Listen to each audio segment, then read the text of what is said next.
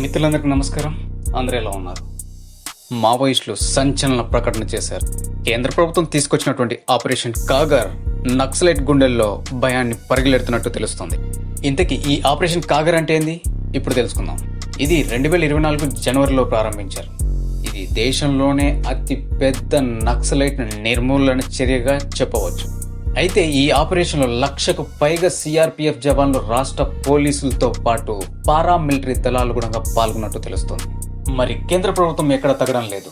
2026 మార్చి 31 కల్లా నక్సల్స్ ఫ్రీ దేశంగా మార్చడమే లక్ష్యంగా ముందుకెళ్తుంది. ఇప్పటి వరకు కూడా 350 మంది మావోయిస్టులు హతమయ్యారని, అందులో టాప్ లీడర్ అయినటువంటి కేశవరావు అలియాస్ బసవరాజు కూడా హతమార్చినట్టు కేంద్ర బలగాలు తెలిపాయి. అయితే మావోయిస్టులు విడుదల చేసినటువంటి సంచలనమైన ప్రకటనలో ఏముందో ఇప్పుడు తెలుసుకుందాం. కేంద్ర ప్రభుత్వం చేసినటువంటి ఆపరేషన్ కాగర్తో పాటు ఈ ఎన్కౌంటర్స్ అన్ని ఆపివేయాలని, అప్పుడే మేము ఆయుధాలను వదిలిపెట్టి ముందుకొస్తామని తెలిపారు. అయితే ఈ విషయం పైన కేంద్ర ప్రభుత్వం ఎలా స్పందిస్తుందో చూడాలి. మరి దట్స్ ఫర్ ద స్టోరీ. ఈ ఇన్ఫర్మేషన్ మీకు నచ్చినట్లుంటే గాన కేవలం ఒక చిన్న లైక్ అండ్ సబ్స్క్రైబ్ చేసుకోండి చాలు. Thank you.